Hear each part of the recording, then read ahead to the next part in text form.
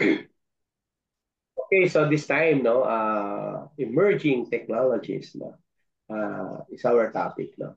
Uh, Emerging technologies, the rapid advance of emerging technologies is transforming research across disciplines, no, enhancing data collection, analysis, and collaboration. So, from artificial intelligence to blockchain and quantum computing, no, these technologies are reshaping scientific inquiry and innovation. So, while global research institutions have adopted cutting-edge technologies at the accelerated pace, the Philippines is gradually integrating this advancement to enhance our research capabilities, particularly in health, education, and agriculture. No? So, to give us more details about the topic, let us all welcome our presenter. Go ahead. Good morning, everyone. I will be discussing about the chapter 12 in our course MBA 3C1 Research for Managers, which is about the new trends in research. As we incorporate innovations into our daily activities, there are also transformation in the methods of conducting research, which are referred to as emerging trends. Here in our chapter, we will be discuss the examples of the emerging trends in research about the machine learnings and the use of machine learnings and artificial intelligence uh, advantage and their and disadvantage, the what is the open access and open science research, the interdisciplinary research approach, and sustainable research practices. Uh, these are the examples of the emerging trends in research. The number one is the apply artificial intelligence. Artificial intelligence is the ability of software or hardware to exhibit human-like intelligence. This entails a set of technologies to enable computers to perceive, learn, reasons, and assist to decision making to solve problems in ways that are similar to what people do. The second one is the use of augmented reality or AR is an interactive experience that enhances the real world with computer generated perceptual information. The using software, application, and hardwares. Augmented reality overlays digital content into real world environment and objects. The third the third trends use is the Internet of Things or IoT. IoT is a system related to network of physical objects that are embedded with software, sensors, and other technologies for the purpose of connecting and exchanging data with other devices and systems over the internet. The fourth example of the trends is conference and attending academics conferences, webinars, and seminars can can expose researchers to the latest research and trends. Uh, the fifth one is the data analysis. As we all know, analyzing data is a critical part in research processes and should be continuous process that happens in every phase. Here, researchers tends to use machine learnings or artificial intelligence in analyzing data because it's more of conducting the big data, big amount of data. Also, part of example of trends is the surveys and questionnaires. Here is tracking surveys can available already available online can be used by the researchers to identify new trends over time. Machine learnings. Machine learnings is a research area in artificial intelligence that uses algorithms to analyze the data and create models. These models can be used to perform tasks that requires human intervention. There is the example of machine learnings is the facial recognition. We all know that facial recognition peop, uh, is used obvious application of machine learning. People previously received name suggestion for their mobile photos and Facebook taggings. But now, someone is immediately tagged and verified by comparing and analyzing patterns through facial contours. The second example of machine learning is the product recommendation. The best example of this is what we usually saw on our Shopee and Lazada. They automatically product ba- recommended products based on our previous purchases and product searchings. The third example of machine learning is the email automation and spam filtering. Email automation is a direct result of successful machine learning. And one function that goes most unnoticed is spam filtering. Artificial intelligence is used in research in a variety of ways, including analyzing large data sets to identify patterns, automating literature reviews, generating summaries of research paper, identifying relevant keywords, performing sentiment analysis on research articles, clustering related research topic, extracting citations, and assisting with data visualization, all of which can significantly improve efficiency and leads to new insight by speeding up the process of uncovering hidden connection within complex datasets. The key AI technique used in research is the NLP, which is the natural language processing. It is analyzing and interpreting textual data to extract key information, summarize research paper, and translate between languages. The second key techniques is the computer vision, which is the analyzing visual data like images and videos to identify objects and detect patterns and track movement. How machine learning's used in use of machine learnings in research. Number one is analyzing data. The ML can analyze large data set to identify patterns and trends. And number two, it used in making predictions because of the patterns in data to make predictions and solve problems. Number three is processing non-traditional data. Non-traditional data is like is like process data in the form of images, text, audio, or and videos. And the fourth one, use of machine learning is capturing nonlinearity.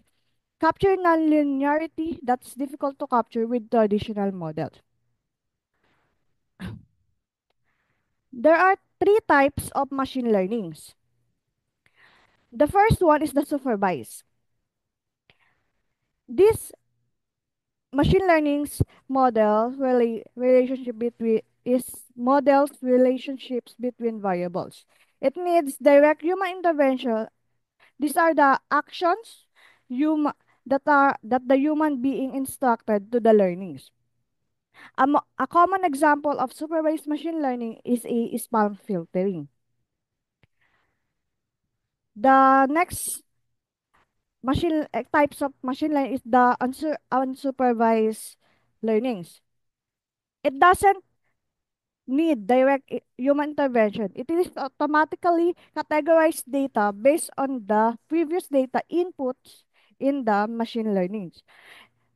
An example of unsupervised machine learning is the customer segmentation, where a company uses algorithms to group customers into different categories based on their purchasing behavior or demographics without any predefined and allowing them to target market campaigns more effectively.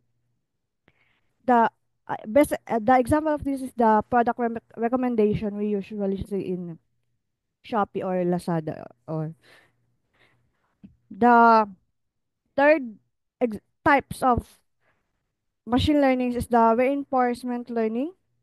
This is a combination of supervised and unsupervised machine learning. Reinforcement learning is a type of machine learning where an agent learns to make decision by interacting with its environment.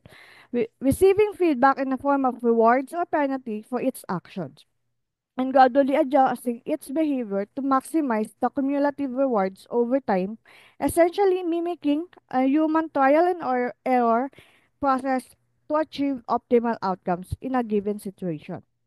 The key points of reinforcement learning is it is agent based, and the machine learning learn with the trial and in the trial and error, and the, the reward signals, and it is no explicit label. Unlike supervised learning, reinforcement learning does not require pre-labeled data, allowing the agents to learn most from experience. Best example scenario of this is when we are playing video games. A computer program learning to play a game by trying different actions and receiving feedbacks on its performance based on its game's rules. Use of artificial intelligence in research.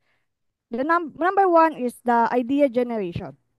AI can help researchers generate ideas by providing lists of related keywords or phrases. Number two is the finding relevant information. Artificial intelligence can help researchers find relevant articles, papers by synthesizing information from the large databases. Rise AI can also use in writing research paper. AI can help researchers write research grants, books, and journal articles. Number four, use AI use apps in analyzing data more efficiently and without bias. Number five is summarizing paper. AI can help researchers save time by summarizing complex papers related to the research conducted. Number six is the citing literature. Uh, AI can help researchers cite literature and keep their sources organized. The benefits of AI, it AI can help research tackle press societal challenges like climate change, health, and the green and digital transitions. AI can help researchers save time and produce outcomes beyond the reach of current tools. AI can help researchers manage complex data and extensive information. If there is a benefit in AI, there is also challenges. Using AI in research challenges the academic integrity and AI human balance. So researchers need to involve using the use of AI during research and give consent to its audience. Ba- ex- best example of AI used in in research is in best specific examples AI used in research across different fields is yung in medical research in me- analyzing medical images like X-ray and MRIs to detect diseases like cancer with high accuracy, identifying potential drug targets to analyze of genetic data and predict patient outcomes based on medical his medical history. AI sorry, also used in the climate science research, which is used to analyze large climate dis- climate data sets to identify trends, then predict future weather patterns.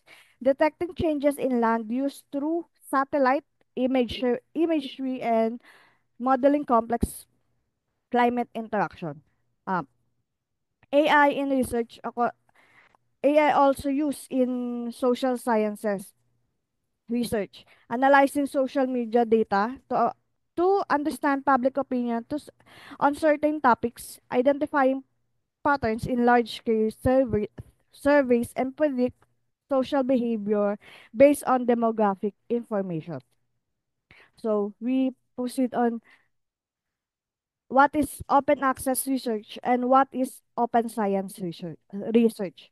Open access research is a research that is available to the public for free online. It includes the right to use the to use the research in any way that is legal. So, while open science is a collaborative approach to scientific research that makes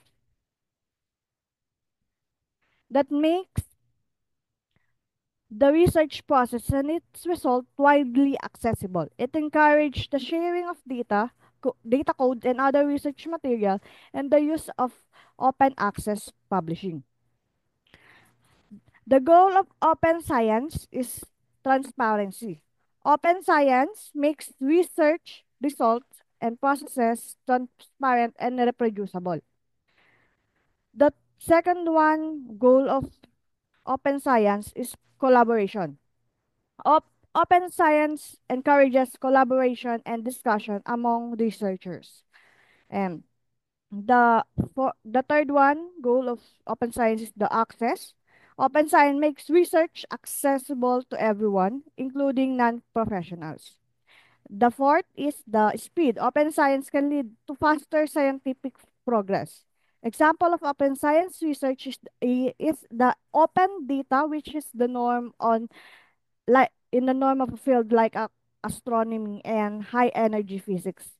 The second example is the open access publishing, makes research article, preprint, peer reviews, and post publication commentary freely available to everyone.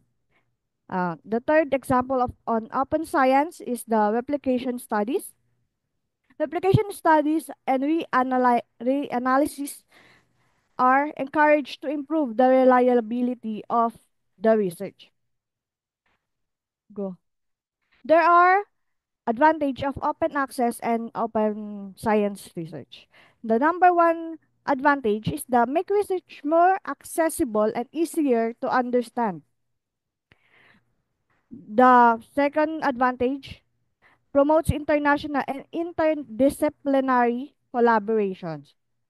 Number three advantage of open science is the leads to quicker breakthrough and more informed decisions. Number four is the enables research integrity, reproducibility, and visibi- public visibility. And number five, help solve some of the world's greatest challenges. So that is the advantage of the open access and open science. So we proceed to the disadvantage. The disadvantage of an open access and open science, number one is the financial burden. Open access publishing can be expensive for the researchers, especially those with limited funding. The number two is the quality control. The volume of open access publications can make it difficult to ensure consistent quality. The number three is the predatory journal. Some open access publishers may prioritize profit over academic integrity. Number four is inequality in knowledge distribution. Open access may not be completely eliminate disparities in knowledge access. Number five is the barriers to participation. Factors like scientists' career stage, financial circumstances, and cultural context can create barriers to open science. The number six is greater scrutiny. Open science can lead to greater scrutiny in research, which can make it more difficult to respond to mistakes. And number seven, disadvantage is the technological challenges. There is still work to be done to support researchers' workflow towards more open practices. So, in interdisciplinary research, is a research approach that combines knowledge and methods with multiple disciplines to solve complex problems. It is involved the collaboration between experts from different fields to share their expertise and perspective. How interdisciplinary research approach works. Number one, researchers should identify a question. So, should specific the researcher should specify the question to be answered. So number two step is the gather information. Gather information, consult in or gather information, consult information with in this interdisciplinary approach. We consult information and gather information in multiple fields. And the third step is the synthesize information. Here we are going the bring together the information to form a complete explanation. The disadvantage and advantage of a interdisciplinary research approach. Number one is facilitates an active exchange of knowledge. Interdisciplinary research enables active knowledge and concept sharing between academics and researchers across different disciplines. By working collaboratively, pooling their knowledge and skills, researchers can achieve fresh insight, create solutions, and innovate breakthrough that would not have been possible through conventional discipline or specific approaches. Number three, addresses complex global challenges. Number two, interdisciplinary research can help to address real-world problems that requires a multidisciplinary approach. For instance, is the looming threat that climate change poses to our world need to be addressed by experts across different domains, including environmental science, geology, economics, and politics. This interdisciplinary approach is critical to address the impact of climate change and to mitigate its adverse effect on natural resources, agricultural production, and life on our planet. Number three advantage leads to in creation of new scientific fields. Researchers can assist in identifying global issues and developing new scientific disciplines by collaborating with teams made up of experts in a variety of subject area. Interdisciplinary research and collaborating with scholars in other subjects can inspire the development of completely new fields of inquiry and explore previously uncharted territory. For instances, the discipline of bioinformatics integrates computer science and biology to provide innovative new methods for studying biological data. The disadvantage of the interdisciplinary research is number one, it challenges the finding common grounds. So, one of the first disadvantage of interdisciplinary research is that it can be challenging to find common grounds between researchers across fields, as they may have different ways of thinking and different approaches to problem solving. This can lead to communication difficulties and disagreement about purpose and direction of the research. Number two is the resource intensive and time consuming research. Interdisciplinary research, unfortunately, frequently requires more time and resources than conventional discipline. This is due to the fact that researchers will typically need to spend more time and energy getting to know peers from various grounds and gaining the basic understanding about the discipline about other disciplines. This also make interdisciplinary research more difficult to fund and can lead to project delays. That is the disadvantage and the advantage of the interdisciplinary research approach. The sustainable research practices is a method that includes using resource wisely, reducing waste, and considering the impact of the research on future generations. The steps in having a sustainable research paper is number one, you should have defined goal. Number one is define goals. Define the vision and goals of the research project. Number two is plan your resources, plan the budget and resource needed resource needed for the research. Number three is reduce waste. Use reusable items instead of single-use item. Redu Number four is the reduce energy use. Use electronic files instead of paper files. Number four, consider future generation. Ensure the research doesn't compromise the ability of future generations to meet their needs. And number six, decimate result. Share the research result and their impact. And the last one is the reflect on experience. The reflect on research experience and learning. Importance of sustainable research practices. Number one, sustainability in research can help project resources for future generation. Number two, it can advance social economic equity. And number three, it can contribute to effort to combat climate change and product biodiversity.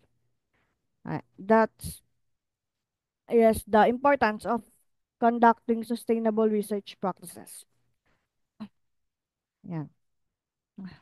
In conclusion, as we adapt the digital transformation on our daily the activity, research processes can constantly evolving and staying on top of emerging trends.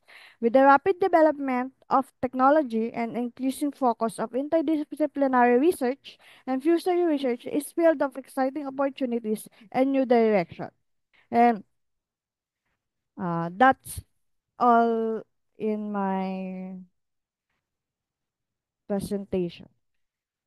Okay, so thank you so much, Madam, for your information and discussion. So again, research is continuously evolving with advancement and technology, no, methodologies, and uh, collaborative approaches. No? Emerging technologies or emerging trends in research, no, have significantly transformed how data is gathered, analyzed, and shared.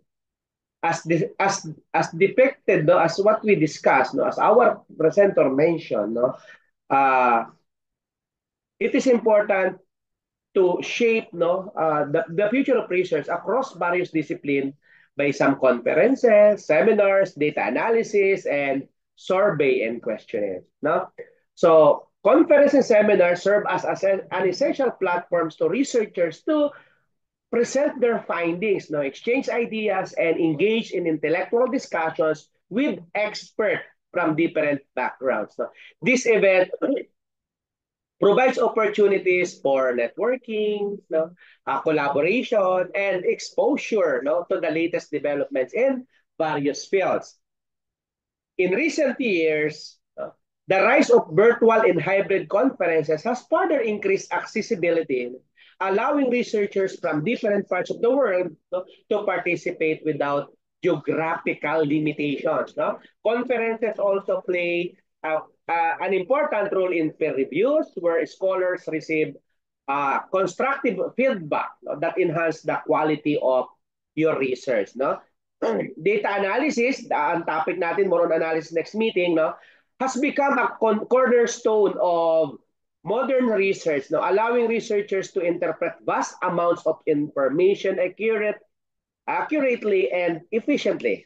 No? With the increasing availability of big data, no, artificial intelligence, and machine learning algorithms are now being integrated into research process to uncover patterns, trends, and correlations that were previously difficult to identify. No? Sa statistical tools and software such as SPSS, Python, R have also revolutionized data-driven decision-making, ensuring the research findings are backed by robust and quantifiable evidence. As data analysis continues to advance, ethical considerations regarding data privacy and security have become increasingly important. So, survey and questionnaires remain fundamental tools in research, particularly in social sciences, business, and healthcare. And these methods enable researchers to gather insight directly from individuals to target population, making them essential for understanding human behavior, market trends, and public opinion. So the shift of digital platform has significantly enhanced survey distribution and response rates, no? With online tools such as Google Forms, SurveyMonkey, and Qualtrics, no? Allowing researchers to reach a broader audience efficiently. However, ensuring the validity and reliability of survey results requires careful question design and proper sampling techniques. No? So the integration of this emerging trend has significantly improved the efficiency and impact of research worldwide. Through attending conferences, researchers gain exposure to the latest advancement in their fields by leveraging data analysis. They enhance the depth and accuracy of their findings, and by utilizing surveys and questionnaires, no, they gather valuable first-hand information. So as research continues to evolve, adapting these trends will help scholars and professionals produce high-quality studies that contribute, no, to global knowledge and innovation. Again, student, the future of research lies in the continuous refinement of these methodologies, ensuring that the studies remain relevant, ethical, and impactful. No? So emerging technologies such as AI, blockchain, IoT, quantum computing, and gene editing are reshaping research globally, offering breakthroughs in medicine, agriculture, engineering, and education. So the Philippines is gradually adopting these technologies with significant progress in healthcare, research, no, disaster management, and smart agriculture and education. However, sa Pilipinas, ano pa? Funding, infrastructure, and policy development remain critical challenges that must be addressed to ensure the country can fully harness this innovation for national development. Investing in STEM education, science, technology, engineering, and mathematics education, research collaboration, and digital infrastructure will help the Philippines keep pace with global research advancement. Okay? Thank you so much.